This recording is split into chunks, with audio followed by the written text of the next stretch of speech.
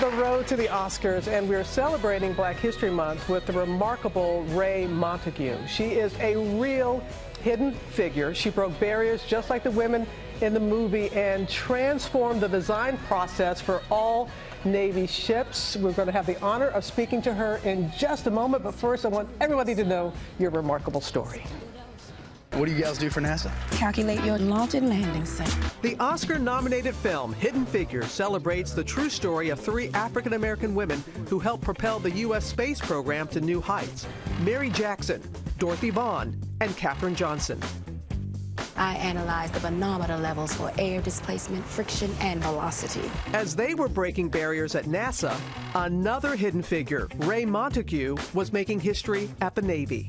I am known as the first person to design a ship using a computer. And I was the first female program manager of ships in the history of the Navy, which was the equivalent of being the CEO of a company. The Little Rock native was a child of the segregated South and never saw an engineer who looked like her. My mother told me when I was a very little girl, Raye, you'll have 3 strikes against you. You're female and you're black, and you'll have a Southern segregated school education. But you can be or do anything you want, provided you're educated. She would go on to receive a Bachelor of Science in Business, and in 1956, she moved to Washington, D.C. to begin her career with the Navy. And they said, "Oh, you've got a Bachelor of Science. You're on the leading edge of technology."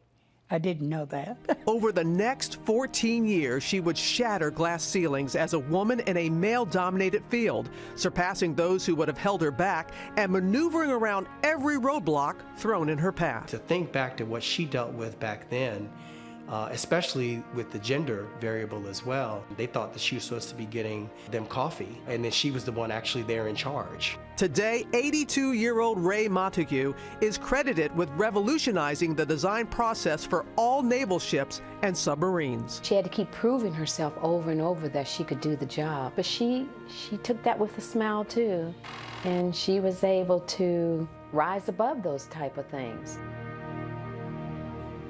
Please welcome Mrs. Raye Montague.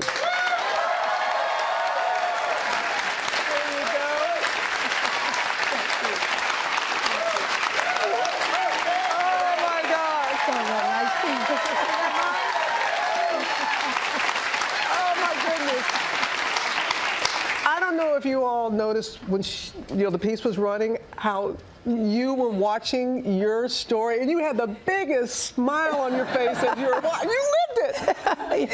Is it sometimes incredible to you where you are, what you overcame to be where you are today? Growing up, Robert, in a segregated South, you never dreamed that these options were available to you. And I can remember wondering, where am I going? What am I going to be?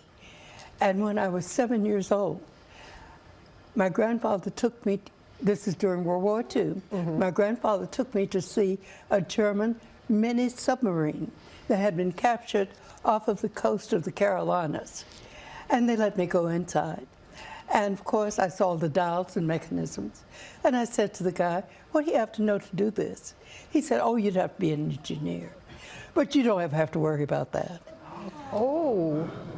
And I didn't realize I'd been insulted. So I asked my mother to take me to find out what was required to become an engineer. And it was all the math and science. And of course, I pursued that. But in the long run, I just never dreamed that I would be credited with achieving as much as I did. Well, you're deserving of all that you have accomplished and the way you have paved the way and the over 100 honors that you have received. But there's one in particular, the flag. Tell people why that was so special to you. This was at my retirement.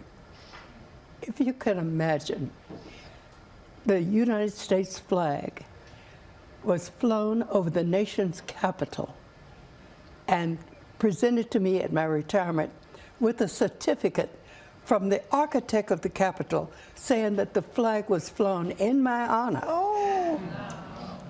Can you imagine that from a grateful nation? A little girl from Little Rock. A grateful nation. Oh my God. I'm gonna get to because you remind me so much of my mom and my daddy right now. It's all I can do to keep it together. When so many people went to see Hidden Figures, what was it like for you to look up on the big screen and to see that these women, what they had done at NASA that many people didn't know, much like they didn't know your story with the Navy? What was your reaction to seeing that film? It was really my story, except for the fact that I didn't have to run that mile and a half to the restroom. You didn't have to do that. But I faced a lot of the same barriers that those ladies faced. And I can remember one time when I'd walk in the room, the guys always felt like, what's she doing here? And they thought I was a part of the help, okay? So as I walked into one group, the fellows looked at me and one of them said, I'd like a cup of coffee. And I said, so would I. Be sure mine has cream and sugar. I love that spirit. Well, you know, we have a slight surprise. We know what's about to happen, but she does not know who is here. Would you please welcome one of the stars of Hidden Figures, Janelle Monae is here.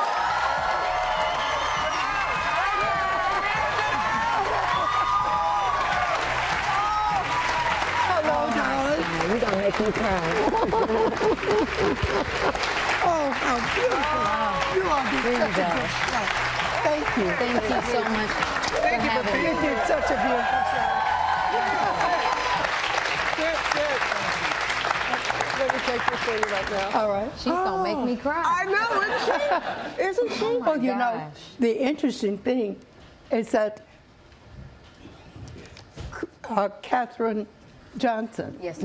who did the orbital flight measurements, Katherine and I were both honored at Hampton University in 2010 Wow. by the Honors Department with plaques that said, should have been nominated for a Nobel Prize. Absolutely. Absolutely. But you all were beautiful. Thank you.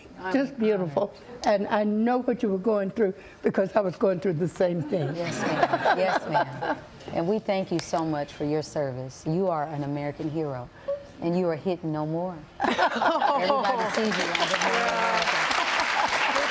Thank you. The role, and thank you for the beautiful flowers. And you know, it means so much for you to be here. And the woman that you played, Mary Jackson, oh my goodness. And we have a clip from the movie because I know you said it was like seeing your life being played out. The first Black woman to be an engineer at NASA, and she needed to further her education for that to happen, and for that she needed to petition the judge. Yes, I remember. I plan on being an engineer at NASA, but I can't do that without taking them classes at that all-white high school. And I can't change the color of my skin. So I have no choice but to be the first, which I can't do without you, sir. Your Honor, out of all the cases you're gonna hear today, which one is gonna matter 100 years from now? Which one is gonna make you the first?